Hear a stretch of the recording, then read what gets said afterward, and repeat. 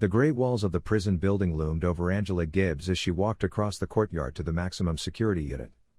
The February wind chilled her to the bone, making her wrap herself more tightly in her uniform jacket. After 5 years of service in the general ward, she'd been transferred to a new place, one that housed the most dangerous criminals.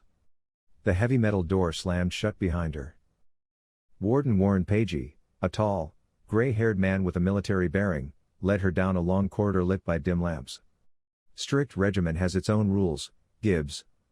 No amateurishness, no indulgences. Everyone here is a potential threat, his voice echoed off the walls. Angela nodded silently, absorbing the new reality.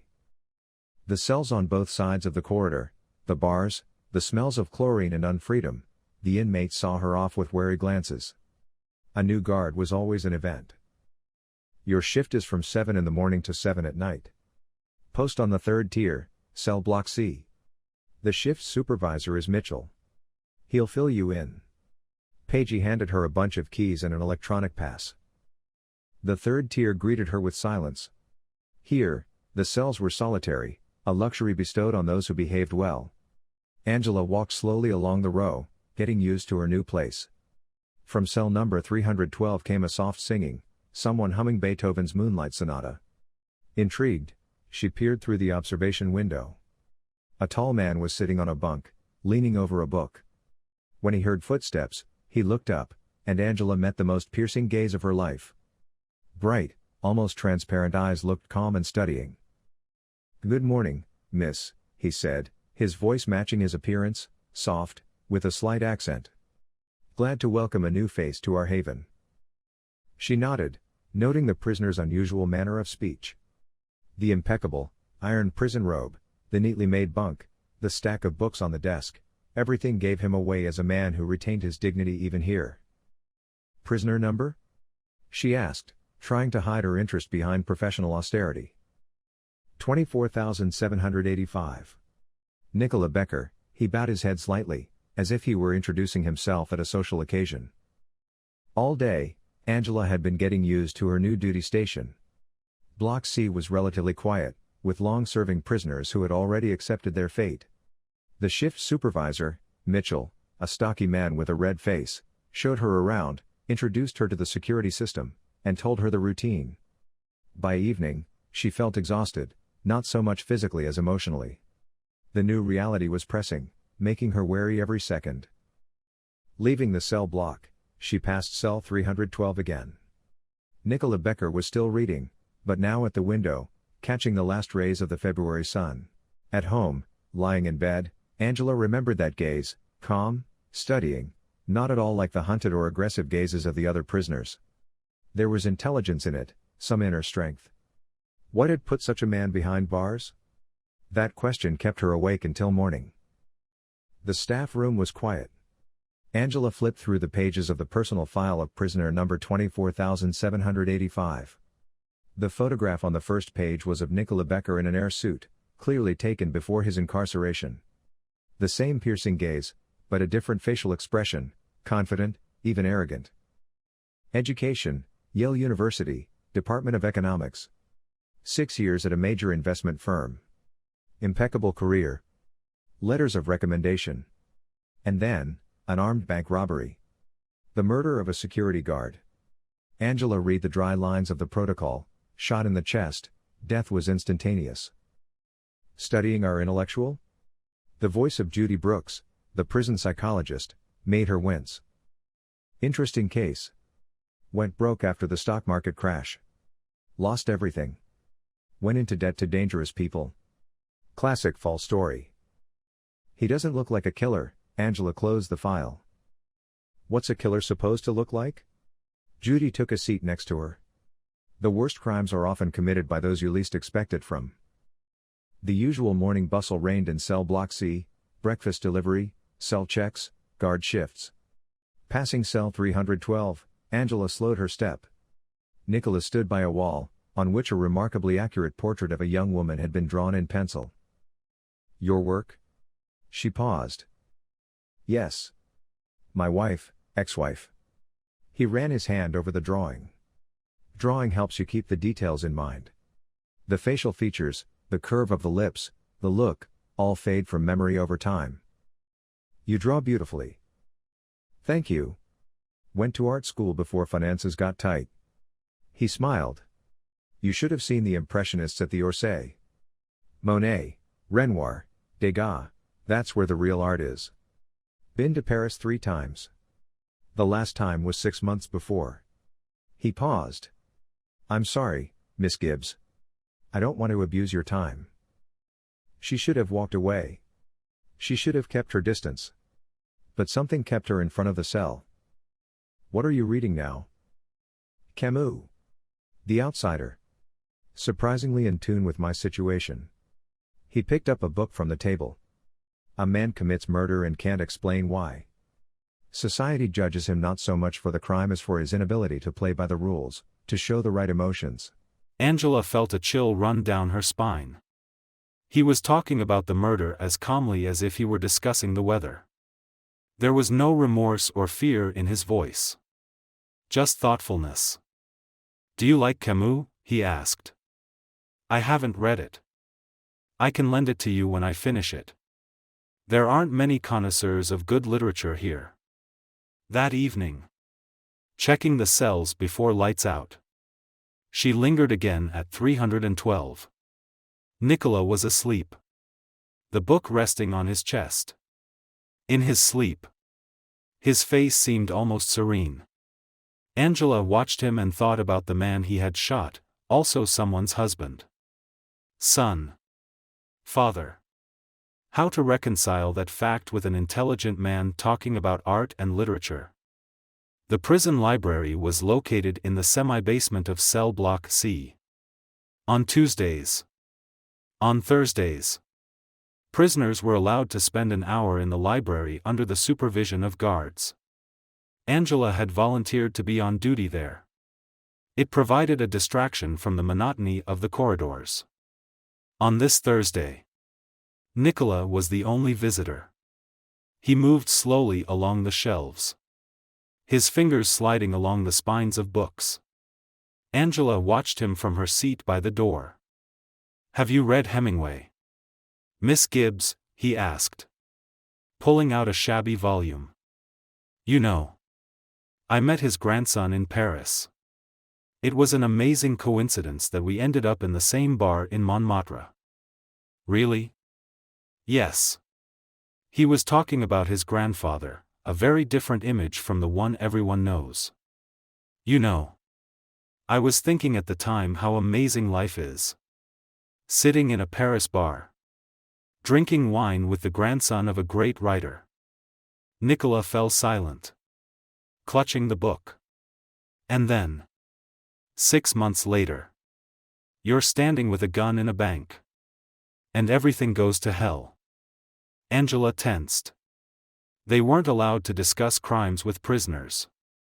Nicola continued, looking somewhere through the bookshelves. I didn't mean to kill anyone.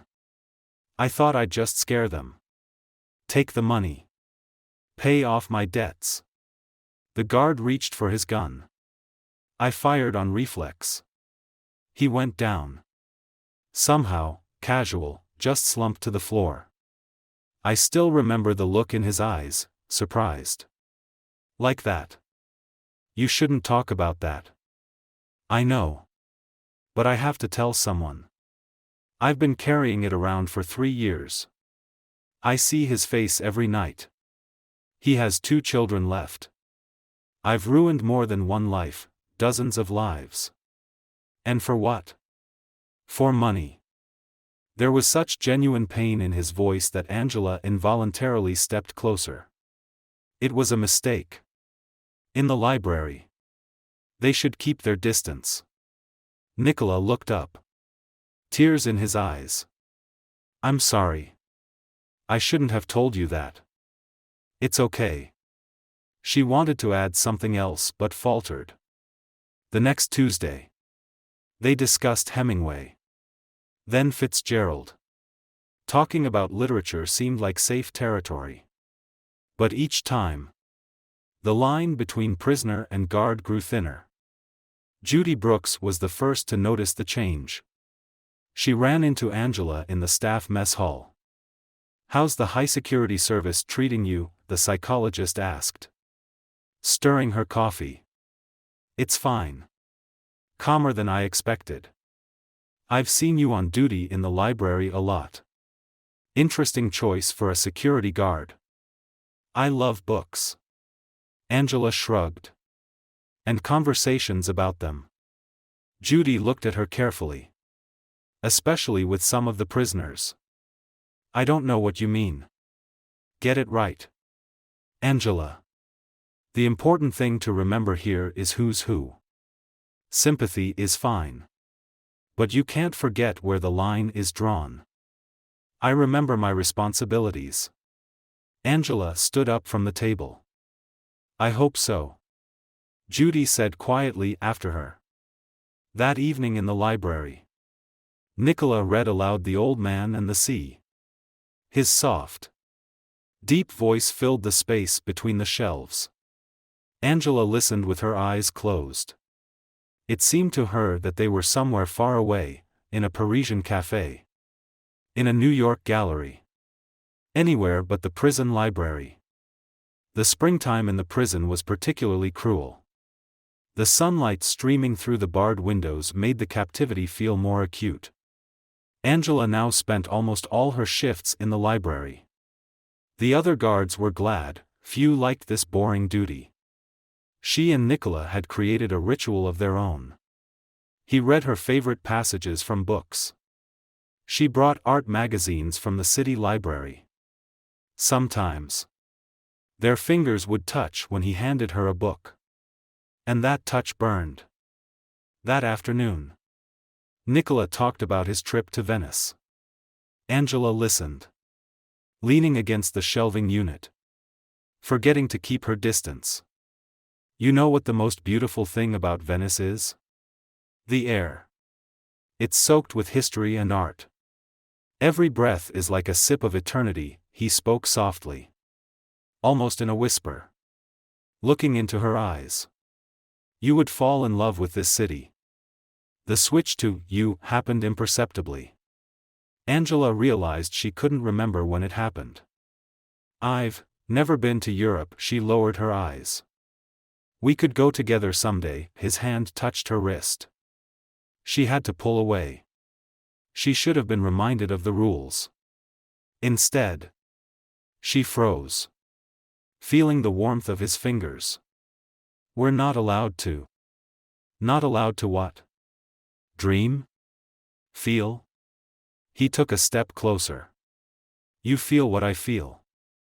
Their first kiss happened right there. Between the dusty shelving units. Angela didn't remember who reached out first. Everything merged into a maelstrom of sensations, his lips. His hands. His whispers. Reality ceased to exist. That evening. She stood under the shower. Trying to wash away the guilt. What was she doing? How could she have let this happen? But the next morning. She walked to the library again. Knowing he would be waiting. The notes began, little scraps of paper she'd sneak out. Nicola wrote her poems. Drew little sketches. She wrote back. Tentatively at first. Then more openly. Angela began to forge the library's visit log. Writing in other inmates instead of Nicola. She began to ignore when he stayed longer than the allotted hour. Brought him books that were forbidden by prison rules. One day. She caught him talking to another inmate in the hallway. What was that about? She asked later in the library. Nothing much. Just an exchange of pleasantries, he smiled. You know how important it is to maintain relationships here. You're not allowed to talk to prisoners from other units. You're breaking the rules. So are you, his voice grew harsher. Or is it different for you? She remained silent. He was right. She had long ago overstepped every possible boundary. I'm sorry, he hugged her. I didn't mean to upset you. It's just so hard here sometimes. You're the only thing keeping me afloat. Angela melted at those words. She didn't notice how. Gradually, Nicola began to manipulate her. Little things at first, changing a journal entry, bringing a note to another prisoner, accidentally leaving the door of the staff room open. "If you love me, you'll help me," he would say. It's such little things. Nothing serious. Judy Brooks tried to talk to her again. "Angela, I see what's happening. You're changing. Becoming distracted. Breaking protocol. It's a dangerous path. You don't understand anything. I do. More than you realize. He has a knack for making people fall in love with him. It's his defense mechanism, his way of surviving here. You're wrong. There's nothing between us. Then why are you blushing? Why are you protecting him?" Angela ran out of the counselor's office. She didn't want to hear the truth. She didn't want to think about Nicola being able to use her. At night, she lay awake, rereading his notes. "My soul yearns for you like a moth to a flame," he wrote. "You give me hope in this realm of shadows." Beautiful words that made her dizzy. By day, she caught his glances through the bars, kissed him secretly in the library, risked her career and her freedom for a few minutes of intimacy. Her whole world had narrowed down to those encounters, to his touch, to his voice. She hadn't noticed how the other guards had begun to avoid her, how her superiors had begun to look more closely. She didn't see the worry in Judy's eyes. Her existence was split in two, the gray reality. The vivid, passion-filled moments with him were driving Angela to madness. "I'm going crazy," she whispered, snuggling against him in the tight space between the shelving units. "We're both going crazy," he replied, kissing her neck. "But isn't it a beautiful madness?" Warden Warren Page's office was stuffy. Nicola Becker sat across from the massive desk, outwardly calm. But his fingers twitched faintly. "The application for parole is denied." Page spoke in an even voice, looking down at the papers. "The board has deemed that, given the severity of the offense." Nicola stopped listening. 3 years of good behavior. Working in the library. Participating in prison rehabilitation programs, all for nothing. He would stay here for another 9 years. At the library, Angela noticed the change in his mood immediately. What happened? Rejected, he tossed a book back on the shelf. "You know what the funny thing is? I actually believed the system worked, that good behavior meant something." "I'm sorry," she tried to touch his arm. But he pulled away. "Sorry? You're sorry?" His voice became hard. "You know what I'm sorry about? That I'm wasting my time playing these games with you." "What are you talking about?" "I'm talking about the fact that you could help me. Really help me, not carry books and notes." "Nicola, I have a phone. And pictures of our meetings. All our correspondence." He pulled a folded piece of paper from his pocket. "What do you think Page will say when he sees these pictures? When he reads your declarations of love to a prisoner?" Angela felt the ground disappear from under her feet. "You won't do that." "Why not?" "I have nothing to lose." "But you." He smiled. "How much do you get for associating with a prisoner?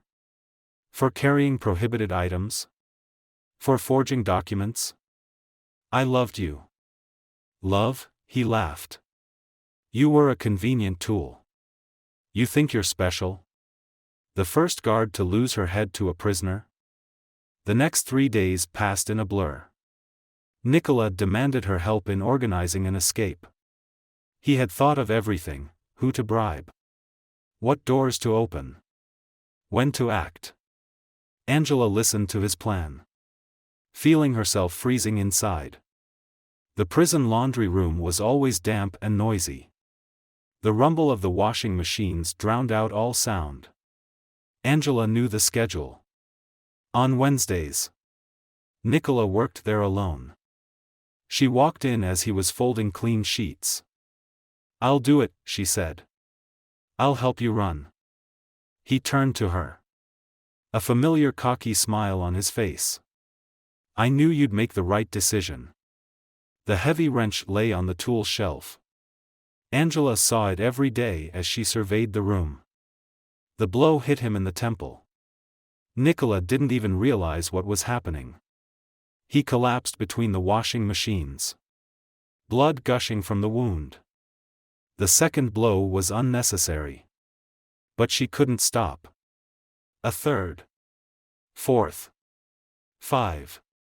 The sound of wet blows mingled with the noise of the machines. Angela was methodical. She wiped the wrench. Put it back. Checked the security cameras. There were none in the laundry room.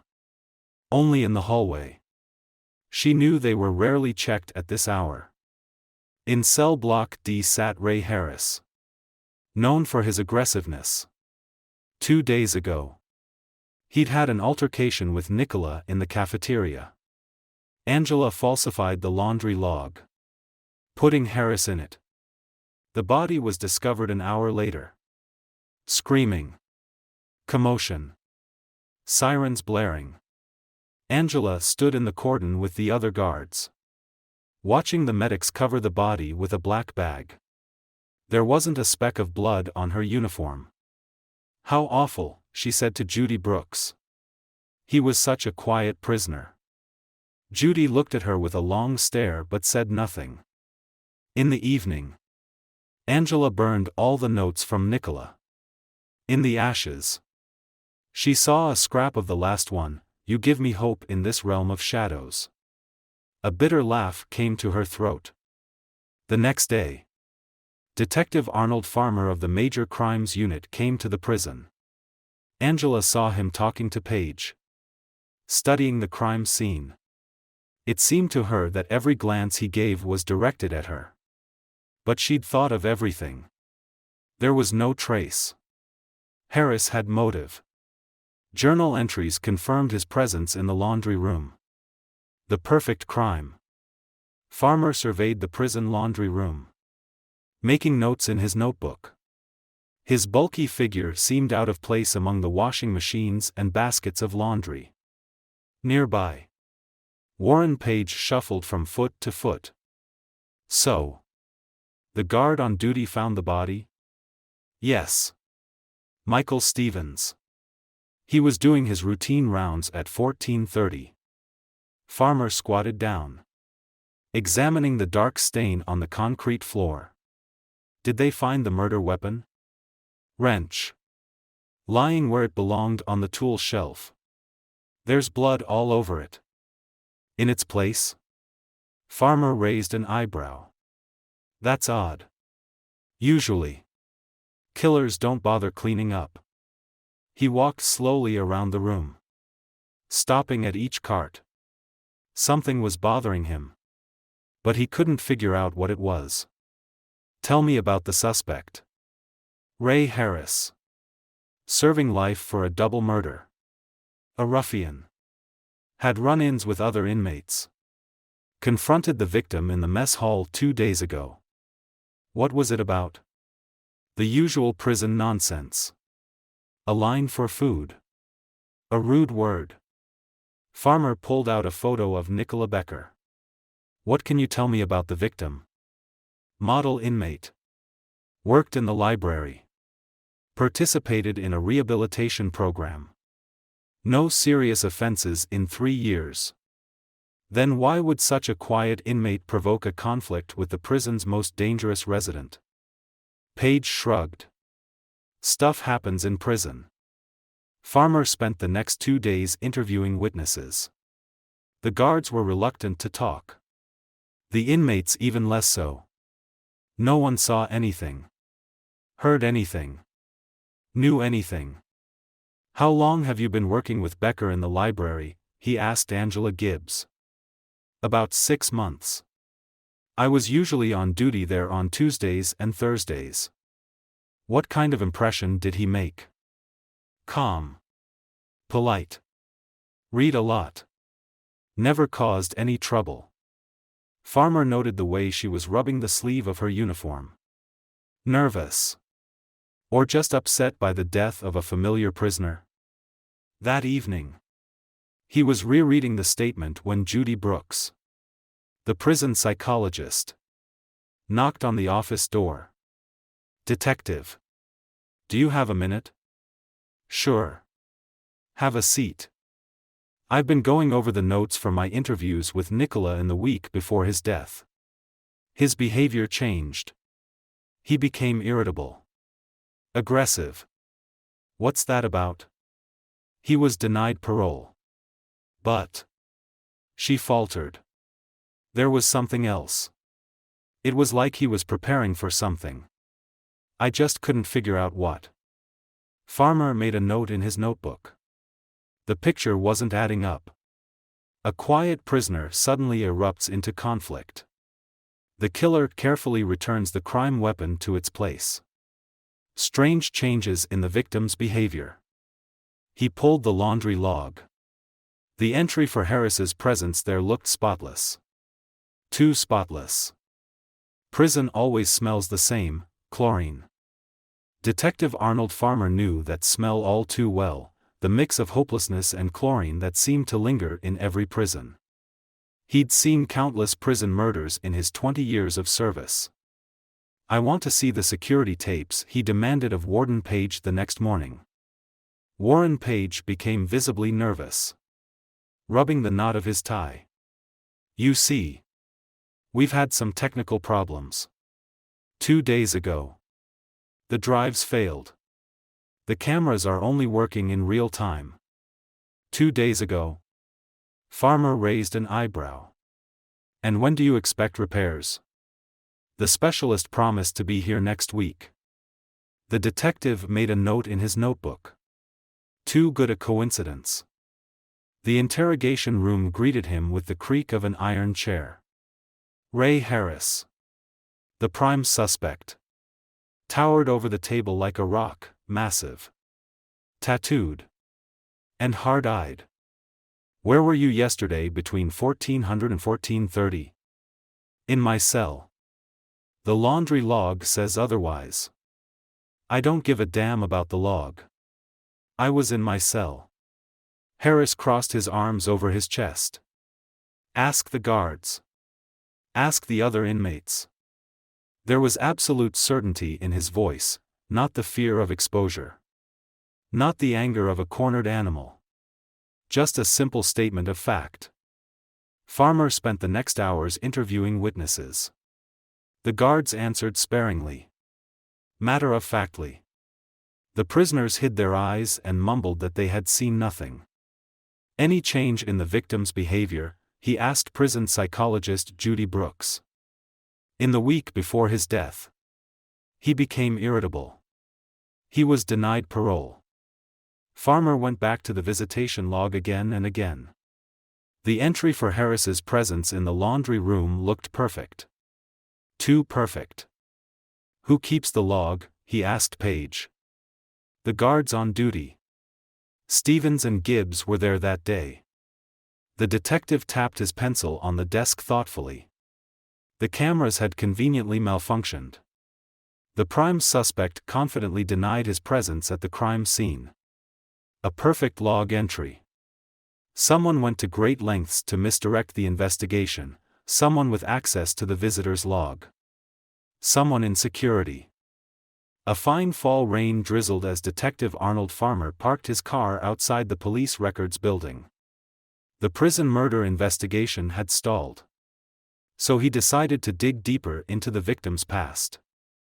Nicola Becker's story lay before him in the yellowed folders of an old case file, crime scene photos, interview transcripts, witness statements. A successful stockbroker whose life had gone downhill after the stock market crash. Debt. Threats. Desperation. Then a bank robbery and the death of a security guard. Farmer scrutinized Nicola's photographs from that time, an expensive suit. Confident smile. Arrogant look. Not at all like a man capable of murder. But those were often the most dangerous, the ones you didn't expect to get hit by.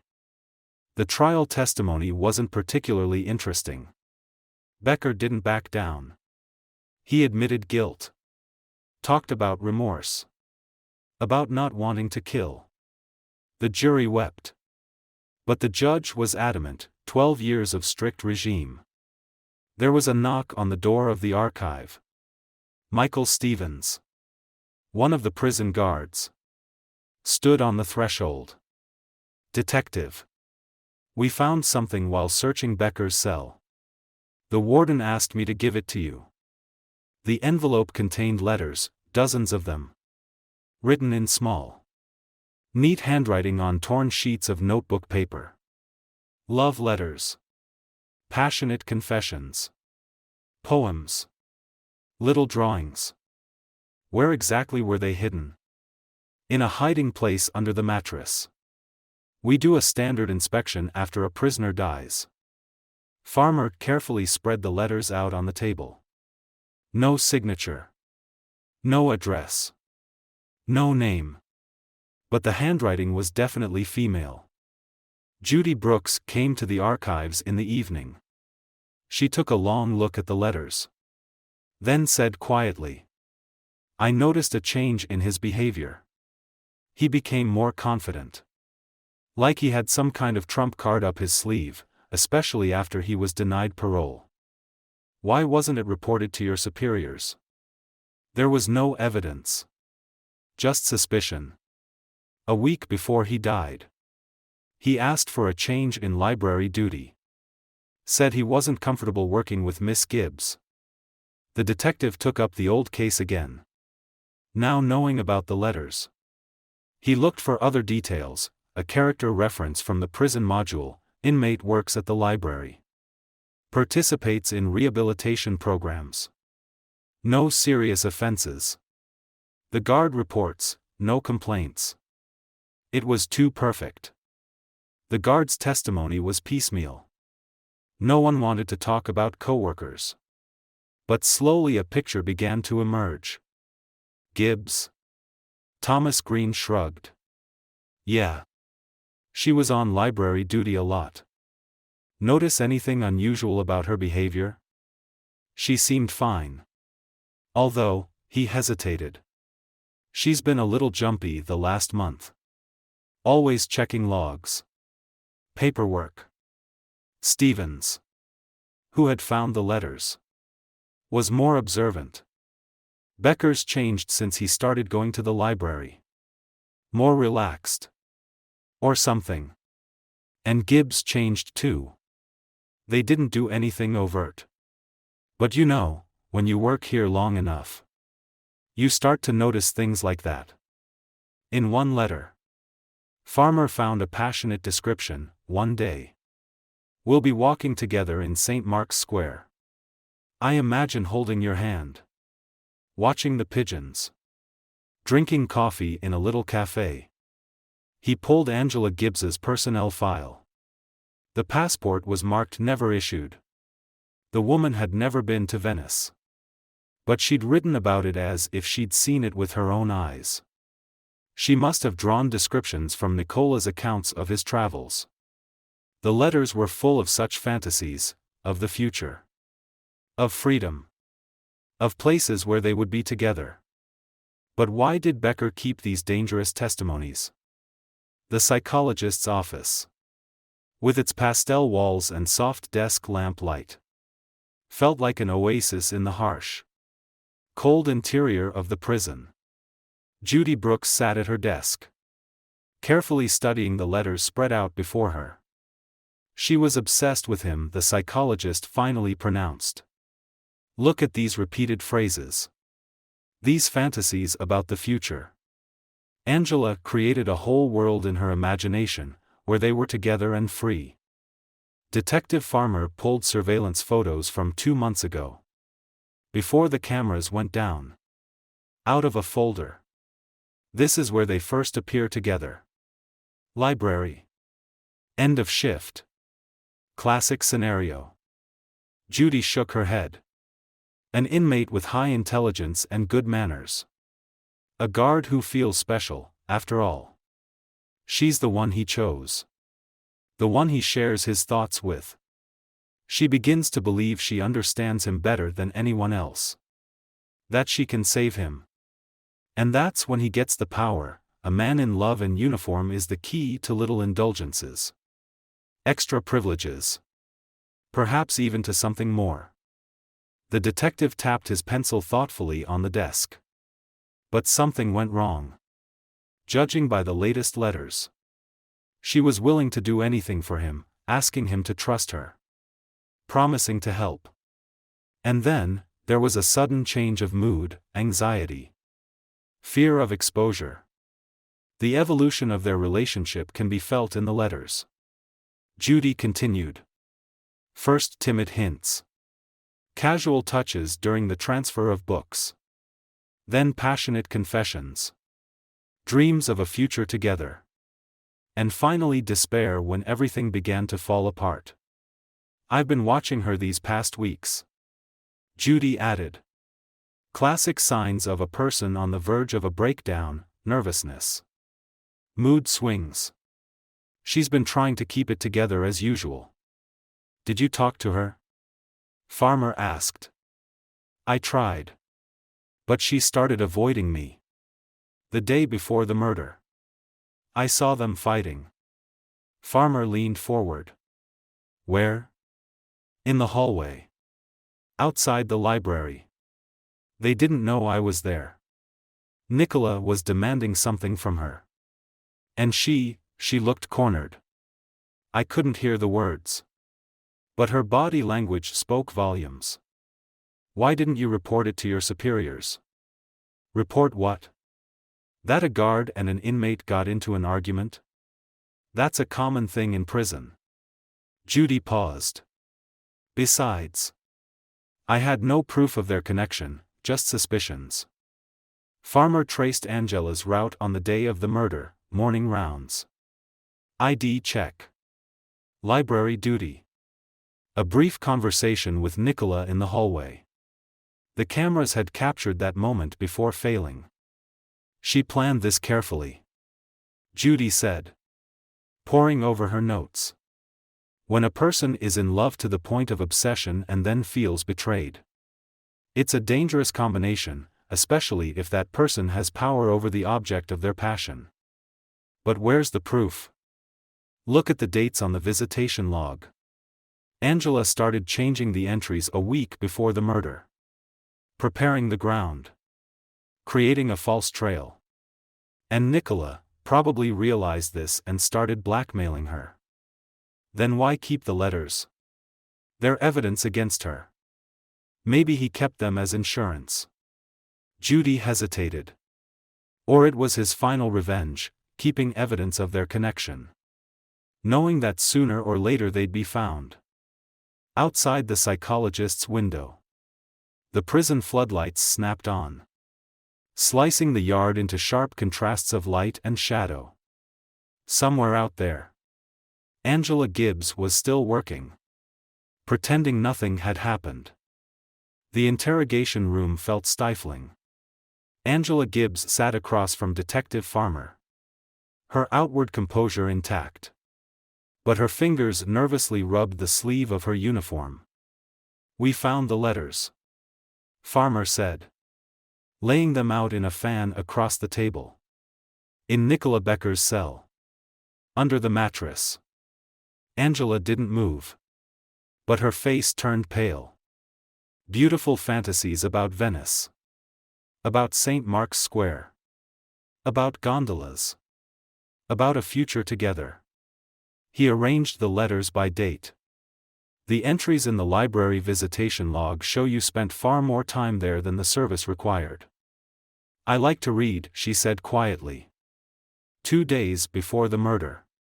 Cameras recorded your conversation with Becker, the last recording before the system went down. He demanded something of you. What was it? Silence. And then there's a strange entry in the laundry log, Ray Harris, who has an ironclad alibi, confirmed by 3 witnesses. He was in his cell at the time. You can't prove I made the entry. We already have. The handwriting examination confirmed it's yours, just like all these letters. The door opened. And Judy Brooks entered. Angela flinched as though struck. Tell me. Judy said gently. What happened after you were denied parole? Angela? What changed? You don't understand anything. Angela whispered. Then explain it to us. What happened in the laundry room? He threatened to tell his superiors. He had a cell phone with pictures of us on it. Not only would I have lost my job, I would have gone to jail. And that's why you killed him? No. I just wanted to talk. To explain. But he laughed. He said I was just a tool. That there were people like me in every prison, lonely. Longing for love. Her voice trailed off. The wrench was on the shelf. I don't even remember picking it up. All I remember is his laughter, and then the blood. You threw 5 punches. Farmer said quietly. Did I? Angela's voice cracked. I didn't count. And then you forged a log entry to misdirect the investigation. I had to protect myself. From what? Farmer leaned in. From being exposed? Or from realizing you were being used? Angela covered her face with her hands. He promised we'd be together. That we'd start a new life when he got out. And then I realized, he was just playing me. Her voice was barely audible now. I was supposed to help him escape. And you killed him. Yes. Angela raised her tear-filled eyes. I killed him. And you know what? The moment I delivered the final blow, I still loved him. Detective Farmer silently pulled out the handcuffs. The cold metal clicked against her wrists. Outside the window, a fine rain drizzled, blurring the line between those who guard and those who are guarded. The courtroom was stuffy. Angela Gibbs sat upright, staring blankly ahead. Her prison guard uniform had been replaced by a gray prison dress. But her posture remained the same, a habit developed over the years to keep her back straight.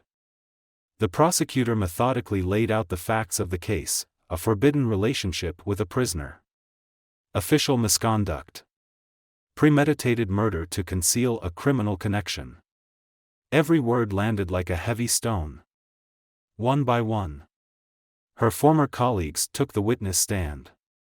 Michael Stevens spoke of her odd behavior in recent months. Thomas Green testified about unexplained corrections in the visitation log. Judy Brooks discussed Angela's psychological state, choosing her words carefully. Between sessions, the guards whispered in the hallway. Who would have thought it? Gibbs was always so straight. Becker's got a lot of people wrapped around his finger. Remember J.E. Miller from the women's ward? She had her eye on him too. Yeah. But at least she didn't kill anyone. Warden Warren Page looked 10 years older. His testimony was stingy and dry. He spoke of Angela's sterling service before the incident, of how meticulously she had performed her duties. Detective Farmer outlined the progress of the investigation, the letters, the camera recordings, the forged documents, the confession. Behind his words was a story of obsession that led to tragedy. Angela's lawyer based his defense on the emotional instability caused by the victim's manipulation. He cited examples of similar cases where inmates had exploited prison staff for their own purposes.